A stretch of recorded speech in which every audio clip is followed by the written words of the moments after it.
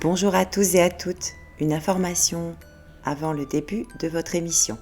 Toute l'équipe de Livre et moi doit aujourd'hui vous donner rendez-vous d'une façon bimensuelle plutôt qu'hebdomadaire. Les interventions et les conférences de Danielle Panis-Doucet reprennent. Elle ne pourra donc plus être aussi disponible, mais ne vous inquiétez pas, l'émission continue. N'oubliez pas d'actionner la clochette pour être informé des émissions surprises qu'il pourrait y avoir de temps en temps entre vos rendez-vous bimensuels. Je ne vous en dis pas plus, je vous laisse tout de suite pour la découverte du livre de cette semaine.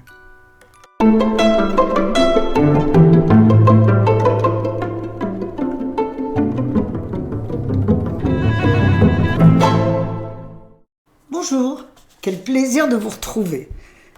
Merci de votre fidélité. Bienvenue à ceux qui nous ont rejoints cette semaine et surtout, en vous abonnant, n'oubliez pas de cliquer sur la petite clochette de façon à être prévenu en VIP de la première de la diffusion du prochain livre. En attendant, je vais vous présenter notre auteur de cette semaine. À tout de suite.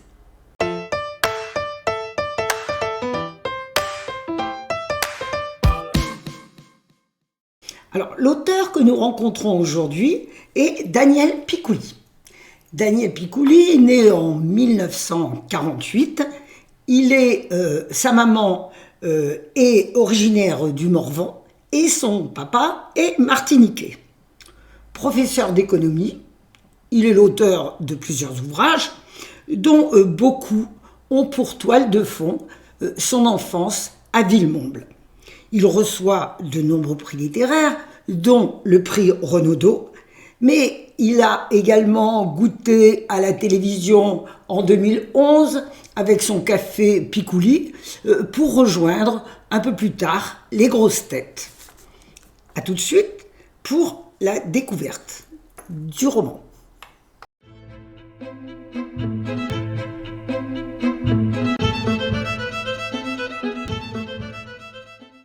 Le livre qui fait l'objet de notre rencontre aujourd'hui est évidemment un livre de Daniel Picouli, Un beau jeudi pour tuer Kennedy.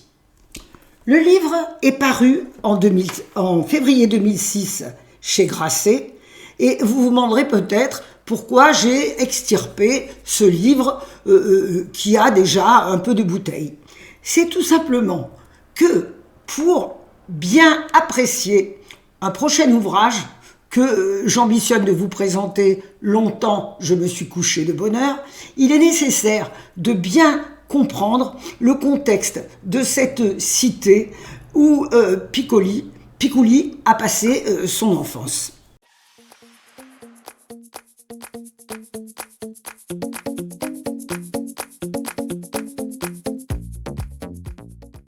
Nous sommes le 4 juin 1964 dans une cité HLM près d'Orly où le narrateur s'interroge sur la façon dont il va passer son après-midi. Va-t-il rejoindre son ami, un loulou qui projette sur le toit d'un immeuble de revivre l'assassinat de Kennedy ? Préférera-t-il rejoindre la jolie Marie-France et tenter de l'embrasser? Ou réviser son contrôle de bio qui va conditionner son passage au lycée? Cette cité dans laquelle vit notre héros est donc une cité HLM près d'Orly, la cité Million, où on se bagarre, où on fait des bêtises, mais où règne un climat de solidarité, d'amitié, de chaleur, et surtout une cité où on croit à la magie des livres et à la possibilité d'échapper à sa condition par leur fréquentation. Pour entrer dans la psychologie d'un collégien de 1964 et de son environnement, et de ses rapports avec les professeurs, j'ai choisi un passage où le jeune héros est puni. Et je vous fais partager son avis sur la punition. La pire péno. La péno de Rimbaud est une invention sadique de Doumingue, le prof de français. Un modèle exclusif et déposé. Vous me ferez 100 lignes, jeune homme. Celui qui ne connaît pas se dit chouette, je m'en suis bien tiré. Il déchante quand ce vicieux ajoute, bien sûr, en changeant de couleur à chaque lettre, et en respectant celle du poème de Rimbaud. Vous connaissez? Qui ne connaît pas Voyelle d'Arthur Rimbaud? Tous les cancres du collège Joliot-Curie d'Orly le savent par cœur. À cause de ce poème, ils haïssent Rimbaud et surnomment leur stylo à 4 couleurs Arthur. Les jours de colle, dans la salle de permanence, on peut entendre ce chant de galérien arc-bouté sur des rames. A noir, clic. I rouge, clic. U vert, clic. O bleu, clic. Et n'oubliez pas, jeunes gens, le E est blanc. Et ça, c'est le coup de grâce.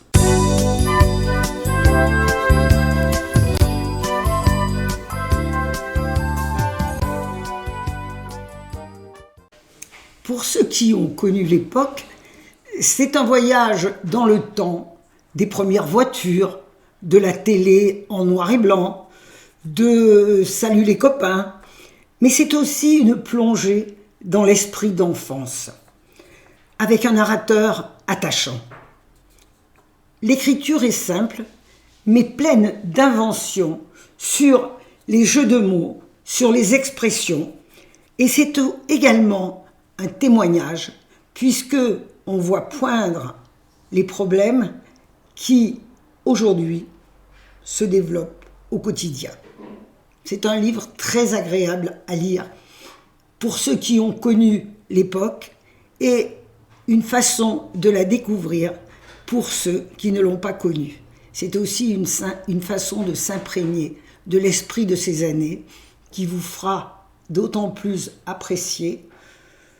Longtemps, je me suis couché de bonne heure. Voilà. Je vous souhaite une très bonne lecture. J'espère que vous aimerez ce livre.